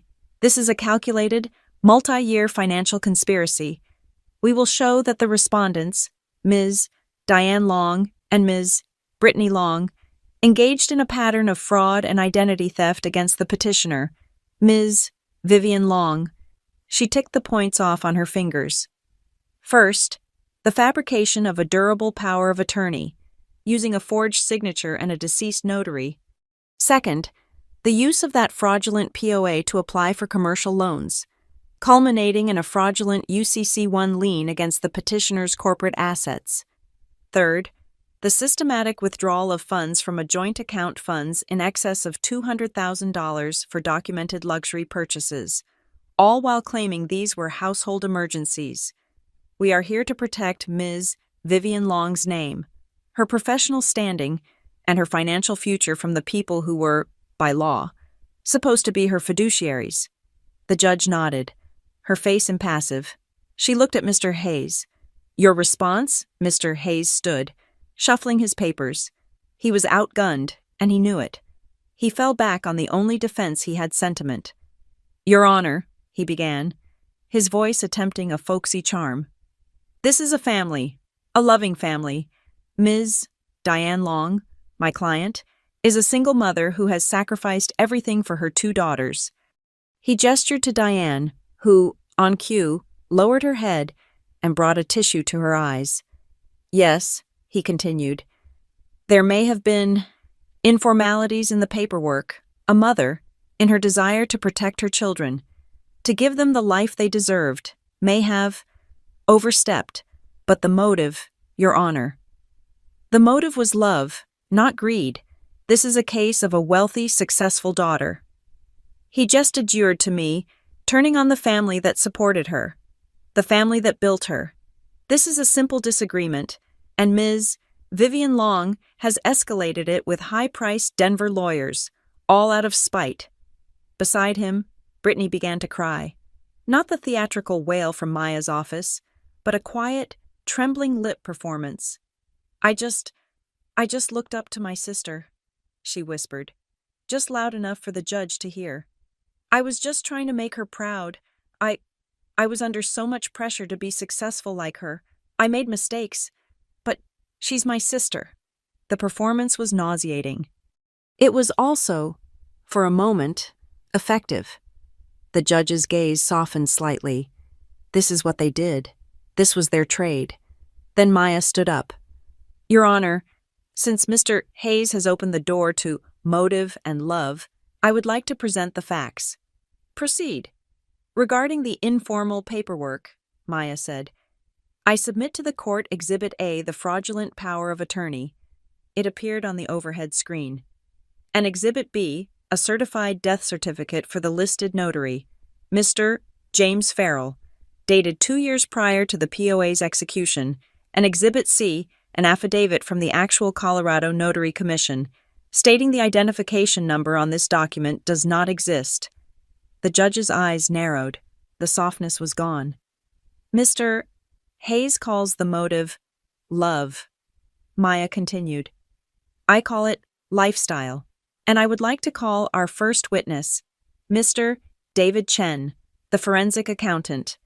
David, the man Maya had hired, was precise, boring, and utterly devastating. He took the stand, and Maya led him through his findings. Mr. Chen, you reviewed the last 5 years of the Long Household Emergency Fund, correct? I did. And you also reviewed Ms. Diane Long's public statements and the Whitaker Trust's designated medical and educational distributions. I did. What did you find? I found a consistent, non-wavering pattern, David said, his voice a monotone. The withdrawals from the fund, which Ms. Diane Long memo-lined as household maintenance, family gifts, or medical travel, do not correlate with any known medical emergencies or household disasters. What do they correlate with? They correlate precisely, David said, pulling up a color-coded graph on the screen. With luxury events, the dates of the largest cash withdrawals, such as the one on May 10th, correspond to the annual Scottsdale Spa Week. The medical travel purchase in August matches, to the dollar, the winning bid for a designer handbag at a charity auction where Ms. Long was photographed. The emergency plumbing withdrawal was a deposit on a commercial bar lease. The spending pattern is not emergency, it is aspirational, and it was all funded by the petitioner. The judge stared at the graph. Mr. Hayes. Mr. Hayes looked at Diane. My client was managing the family's social standing, as is her right as the matriarch. The judge cut him off with a single, raised hand. Save it for your closing. Counsel. One final matter, Your Honor, Maya said. We have in the gallery the grantor of the Whitaker Trust, Mr. Harlan Whitaker. Harlan stood. He did not look at the judge. He looked at Diane. Mr. Whitaker, the judge said, you are the subject of much speculation. Is it true you are, in fact, alive? I am, Harlan said, his voice filling the room. And is it true you have enacted a codicil, an addendum K to your will? I have, Harlan said. It was drafted, signed, and notarized 5 years ago, and sealed by my attorneys. It outlines, in no uncertain terms, the consequences for any beneficiary who uses the guise of a blood relationship to commit financial or emotional coercion against another. His eyes were locked on Diane. She looked away. The judge had heard enough. She looked at her notes for a long, silent minute. The only sound was the clock. This is a preliminary hearing, Judge Alameen said. But the evidence presented by the petitioner is overwhelming. She looked at Diane and Brittany. Her voice was sharp. Mr. Hayes, your defense of love is insulting to this court's intelligence. Love is not a defense for forgery. Family is not a license for fraud. She issued her ruling from the bench. The temporary restraining order is granted and extended. The account, Long Household Emergency Fund, is to remain frozen, and I am temporarily stripping Ms. Diane Long of all signatory and management rights. Pending the full trial, all assets within are to be held in escrow. She then looked at me. The court is also granting the petitioner's request for a temporary protective order. Ms. Diane Long and Ms. Brittany Long are forbidden from contacting, harassing, or coming within 100 yards of Ms. Vivian Long, her residence, or her place of employment. All communication must go through counsel. She was not done. Furthermore, a preliminary injunction is granted. Ms. Brittany Long is hereby forbidden from using the petitioner's name, credit, or personal information for any purpose, and I am ordering a preliminary, partial restitution. The $40,000 from the recent UCC1 loan, which sits in the frozen account, is to be immediately returned to the petitioner. It was a total victory. The judge looked at me. Ms. Vivian Long, do you have anything you wish to say? I stood. I did not look at my mother or sister. I looked at the judge. I remembered Harlan's words. Win with the record. Yes, Your Honor, I said. My voice was quiet, but it did not shake. For 32 years, my name has been used by others. Today, I am here to request that it be returned to me, intact. I sat down. The silence was broken by Diane. She surged to her feet, her face a mask of purple rage, the performance of the loving mother utterly gone. You, she screamed, pointing at me, the word echoing. Mr. Hayes put a hand on her arm, but she shook it off. You chose money over your mother. You chose strangers over your own blood. You did this. You destroyed your family. I did not flinch. I did not look at her. I looked straight ahead at the judge, who was already banging her gavel. Order, the judge yelled. Order, Mr. Hayes. Control your client, or I will have her removed for contempt. Diane was still sputtering, her face contorted. As a bailiff moved toward her, she finally sat, but she was shaking, her eyes burning into the side of my head. The judge, her face grim, looked at the calendar. This was an emergency hearing. The evidence is complex. This court will set a full trial date to make a final ruling on the fraudulent POA, the full clawback of funds, and the activation of Addendum K. This court reconvenes on January 6th. She banged the gavel. We are adjourned. Maya and I packed our briefcases in silence. We walked out of the courtroom. Harlan was waiting. He simply nodded, once, and walked toward the exit. We had won the battle. The judge had frozen the assets and returned the first 40,000. The trial on January 6th would be the end. But as I walked into the cold December air, I knew there was one day left in the year, New Year's Eve, and Harlan Whitaker was not a man who left a final move on the board. He had given them one last chance to confess at Maya's office. With the trial looming, he would not let the new year begin without one final play. The clock was ticking. The day of the hearing was the 30th of December. The next day, the 31st, the city of Denver was preparing to celebrate. The legal world was shut down, but the war was not over. At 10 in the morning on New Year's Eve, a courier delivered a single, thick, cream-colored envelope to my door. It was not from a law firm. The embossing on the back was of the Chop House, the oldest, most expensive restaurant in Cedar Ridge, a place of dark wood, leather, and 100-year-old traditions.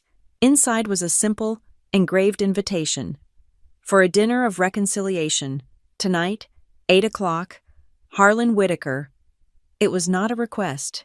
It was a command, and it had been sent to all of us. Maya called me immediately.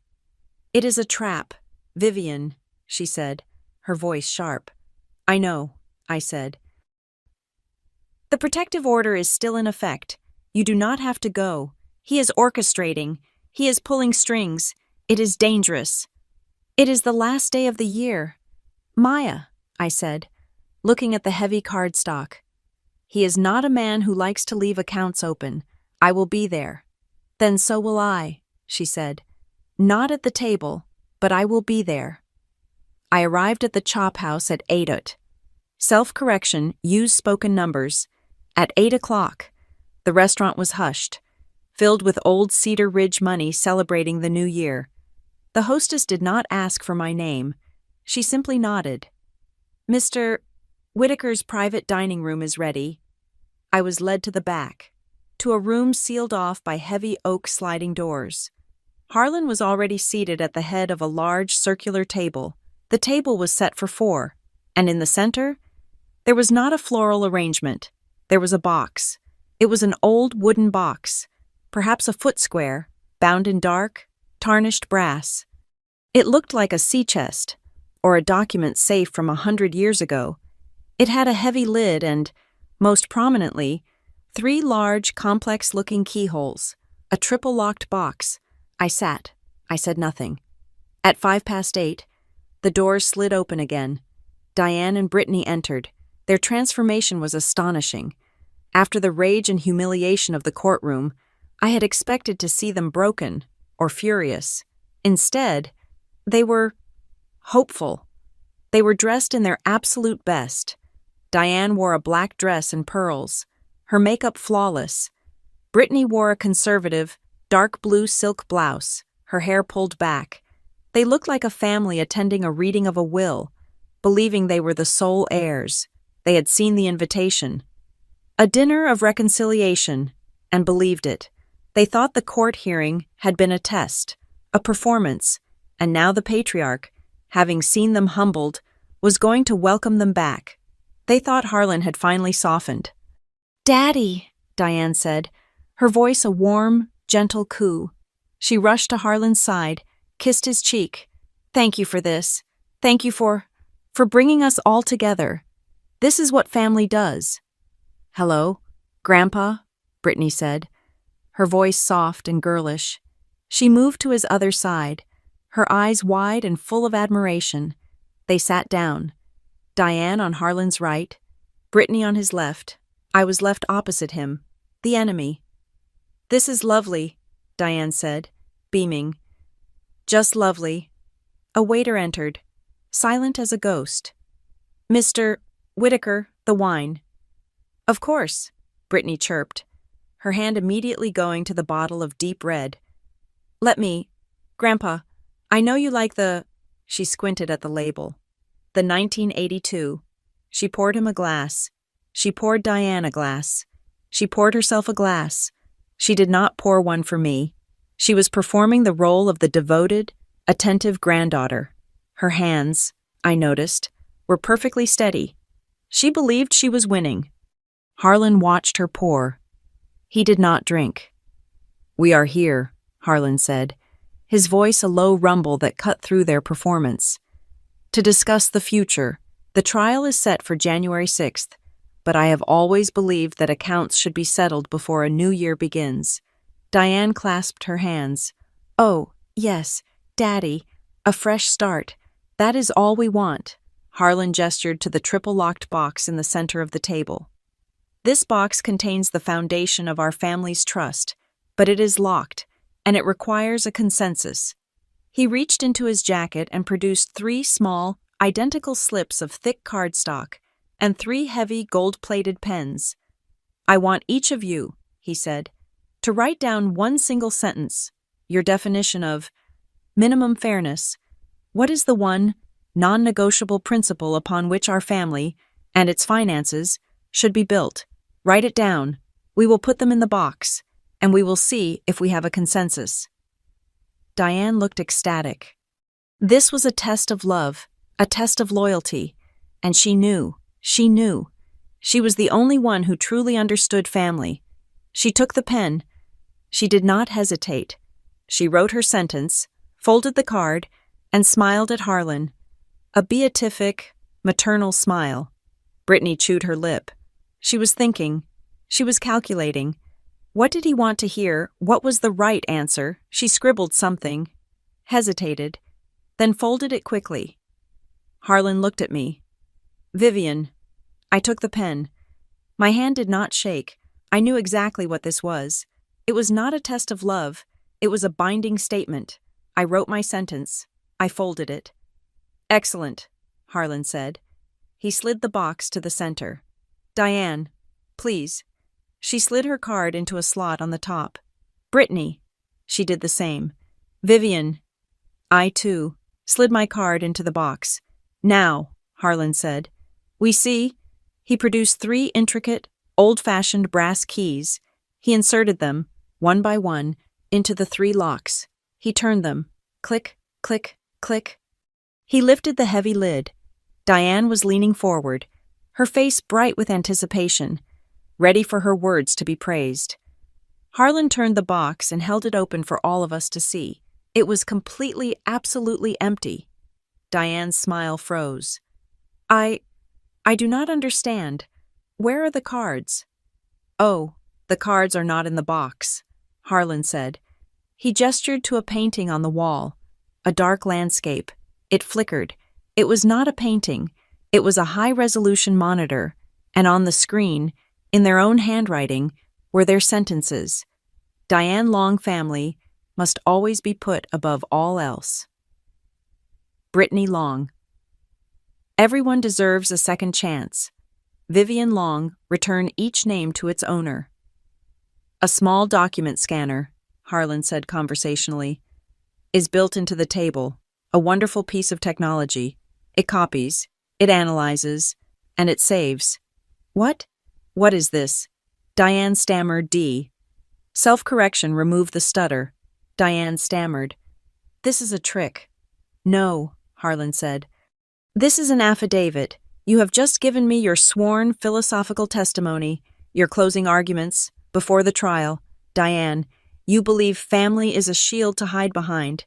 Brittany, you believe second chances are something you are owed. And Vivian, she just wants her name back. As he spoke, the oak doors slid open. A man in a suit, Harlan's assistant, Mr. Allen, walked in.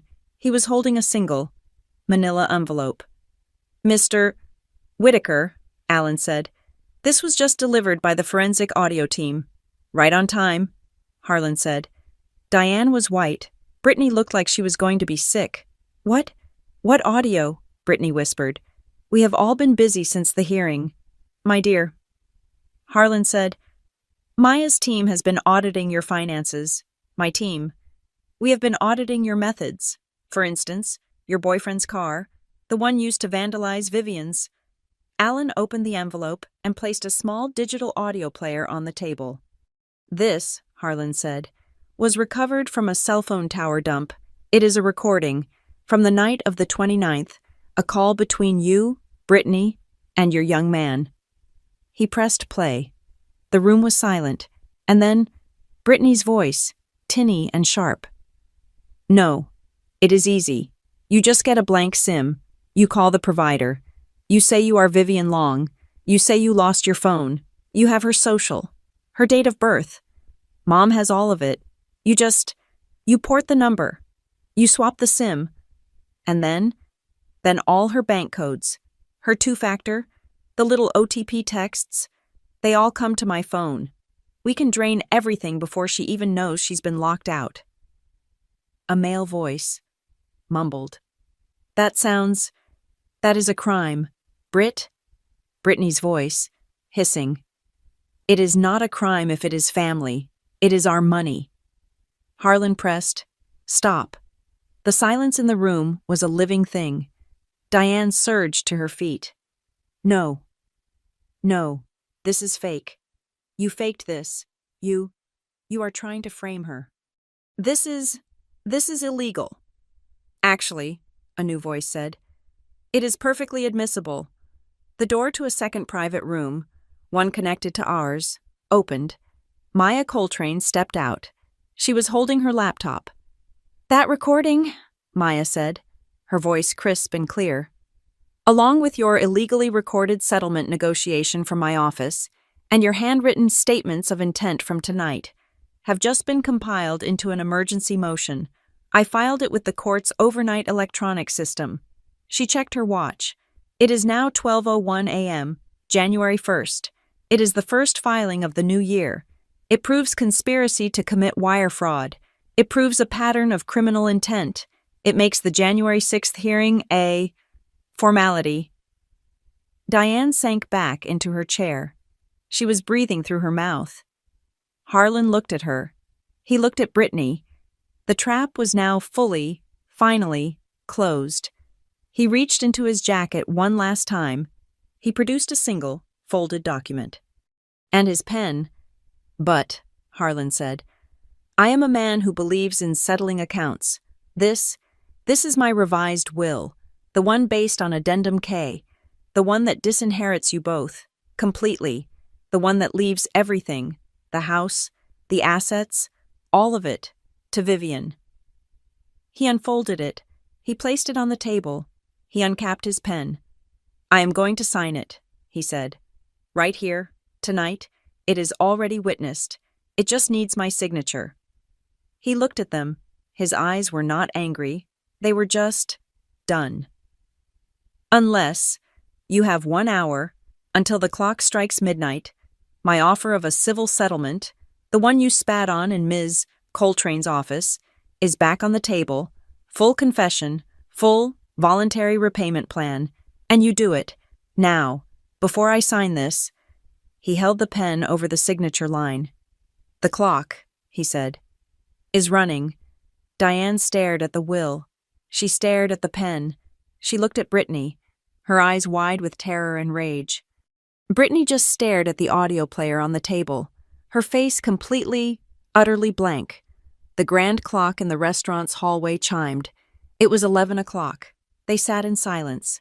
No one spoke. No one moved. Harlan waited. He looked at Diane. He looked at Brittany. And then, with a slow, deliberate movement, he put the cap back on his pen. Click. The new year did not begin with a celebration. It began with a signing.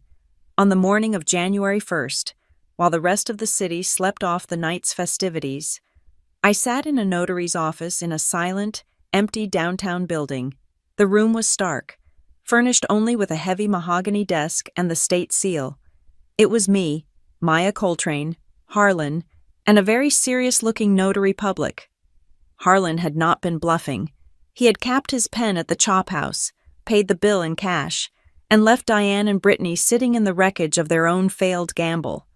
They had chosen silence, believing, even in the end, that he would not, could not, abandon his own blood. They had fundamentally misunderstood the man they were dealing with. He was not a father or a grandfather in that moment. He was a grantor, and they were defaulting beneficiaries. Now, in the cold, bright light of New Year's Day, the consequences were being notarized. On the desk between us sat the 2 documents from the night before the Whitaker Living Trust, and the blue file labeled Addendum K. Harlan looked at the notary, a woman who seemed entirely unfazed by the gravity of the room. "Please open and read the designated section of the addendum, for the record." The notary, who had been pre-briefed, opened the blue file. "This is Addendum K of the last will and testament of Harlan Whitaker. The clause in question states, should any beneficiary engage in acts of financial coercion, emotional manipulation, or reputational leverage, said beneficiary shall be disinherited to the fullest extent of the law. Their portion shall be reduced to 0. Harlan looked at me. His eyes were not warm. They were not celebratory. They were the eyes of an auditor closing a successful file. "You have 3 things. Vivian," he said, his voice quiet but echoing in the wood-paneled room. 3 things they could not touch, no matter how hard they tried. They came for your name, they came for your career, and they came for your spine. They failed to take any of them." He turned to the notary. "I am ready to sign." He took his pen, the same one from the restaurant, and uncapped it. He signed the revised Whitaker Trust first. Maya, as my counsel, summarized the changes for the record. The amendment, effective immediately, designates Vivian Long as the sole, primary beneficiary and future trustee. Diane Long and Brittany Long are hereby removed as beneficiaries. "Not removed," Harlan interjected, his voice sharp. "Suspended. Their status is suspended until such time as they have made full, 100% restitution for all funds taken, as determined by the independent audit. They must also provide a certificate of completion from a mandatory court-approved financial literacy course." He was not just disinheriting them, he was giving them a path back, but a path so steep, so arduous. He knew they would never take it. It was a life sentence of accountability. "Furthermore," Maya continued, "the clawback provision is fully activated. All funds distributed from the trust and proven to be used for non-qualified charitable or medical purposes, such as the art auction handbag and the spa weeks, are to be immediately recalled and deducted from any future potential probationary distributions." Harlan capped his pen. He slid a second document across the desk. This one was a property deed. "And this," he said. "This," Maya said, "is a conditional quitclaim deed. Mr. Whitaker is transferring ownership of the Cedar Ridge family home, to Ms. Vivian Long. My breath caught. The house, the one I had been locked out of on Christmas Eve. Harlan looked at me, his gaze unyielding. It comes with conditions. They are binding. He pointed to the text. You will read them, Vivian. I looked at the deed. The legal language was ironclad. The property, I read aloud, is transferred to Vivian Long as her sole and separate asset. It is not, and shall never be, considered a family asset.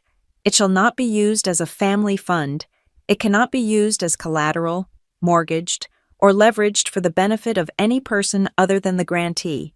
Vivian Long, any attempt to do so will void the transfer and the property will revert to the Whitaker Trust. He had not just given me a house. He had given me a fortress. He had given me the one thing I had never had, a home with rules. My rules. He signed the deed.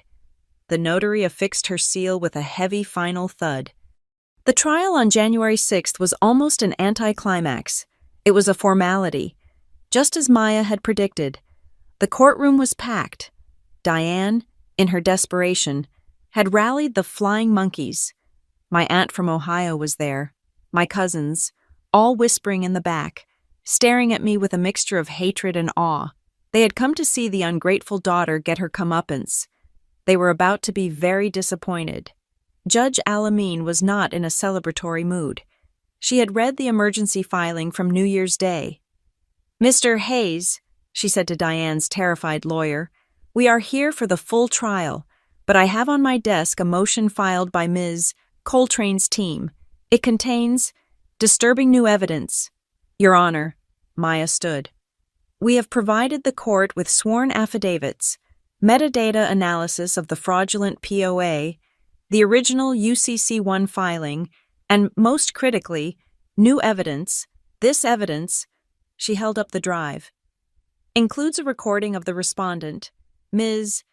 Brittany Long, actively planning to commit wire fraud by porting the petitioner's phone number to gain access to her bank accounts and two-factor authentication codes, a plan she referred to as not a crime if it is family. The gallery went silent. My aunt from Ohio stopped whispering. We also have, Maya continued, a new, legally binding revision of the Whitaker Trust, signed on January 1st, which confirms the grantor's own judgment and activates the Addendum K clause. Pending this court's ruling, the evidence is no longer merely overwhelming. Your Honor, it is absolute. Mr. Hayes stood. He was pale. Your Honor, in light of my clients, we do not contest the motion. They were not fighting. They had no ground left to stand on. Judge Alameen's face was thunderous. She looked at Diane and Brittany. You did not contest because you cannot contest. The evidence is absolute. This court's ruling is final. The gavel did not even come down yet. She delivered the verdict like a sentence. The injunction against Diane Long and Brittany Long is made permanent. The Long Household Emergency Fund is to be permanently dissolved. All assets, including the restitution of the $40,000, are to be returned to the petitioner. This court further orders a full and binding repayment of all funds proven by the audit to be fraudulent. A number I see is in excess of $200,000. She then looked directly at Brittany. Ms. Brittany Long, your actions, your plan to commit wire fraud, are criminal. This court is, for now, treating this as a civil matter, but I am ordering you placed under full financial receivership. You are forbidden from opening any new line of credit, any loan, or any bank account without the express, written permission of a court-appointed trustee. Your name, in the financial world, no longer belongs to you. It was over. The gavel fell. Bang, but Harlan was not finished. As the court devolved into chaos, as Mr. Hayes tried to explain the ruling to a shell-shocked Diane, Harlan stood up from the front row. He walked to the center aisle, directly in front of the gallery, in front of all the relatives who had come to scorn me. He reached into his pocket. He did not look at Diane. He did not look at Brittany. He looked at me. As I stood by Maya's table, he held up a single, old, brass key. The key to the Cedar Ridge house. He walked over to me, and in the dead silence of the courtroom, in front of the judge, the bailiff, and our entire, broken family, he placed the key in my hand. It was not a gift. It was a coronation. It was a public and final judgment of morality. "No," Diane shrieked. It was not a word. It was the sound of a soul being ripped out. "No, my house, mine." She lunged. She lunged for the key. For me. Her fingers curled like claws. Her face a mask of pure, primal rage. The court bailiff, who had been expecting this, caught her. He grabbed her by the arms. "That is enough, ma'am." "Order." Judge Alamine's gavel hammered down. A rapid-fire bang, bang, bang. "Order in this court, bailiff. Remove Ms. Long if she cannot control herself." Diane was restrained, held back by the officer. She was not a matriarch. She was not a victim. She was just a woman, screaming in a courtroom, having lost everything. Brittany did not move. She just turned her back to all of us. I saw her shoulders hitch. Her hand went to her wrist, to the diamond tennis bracelet, the one she had pawned and repurchased with my name. Its sparkle, which she had flashed so proudly on Christmas Eve, now seemed to hang on her like a shackle, a heavy, glittering weight. Diane finally went silent. She just stood there, frozen, held by the bailiff, her mouth open, but no words coming out. There was nothing left to say. I stood there, the heavy brass key digging into my palm. I closed my fingers around it. It was warm. I looked at the oak doors of the courtroom, and I thought of the oak door of the house, the one that had been slammed in my face on Christmas Eve, the one with the brass chain. That door was now mine. I took a deep, steady breath. The air felt clean. It felt new. I looked over at Harlan. He was watching me. He had not moved. He saw the key in my hand. He saw the look on my face. And for the first time, he was not the grantor, not the auditor, not the strategist. He was, for 1 second, my grandfather. He gave a single, slow, satisfied nod. "You just got your name back," he said. "Thank you for listening to this story. We would love to know where you are tuning in from. So please comment below with your location. Share your thoughts, subscribe to Maya Revenge Stories, like this video, and give it a huge hype boost by hitting the hype button so this story can be heard by more people.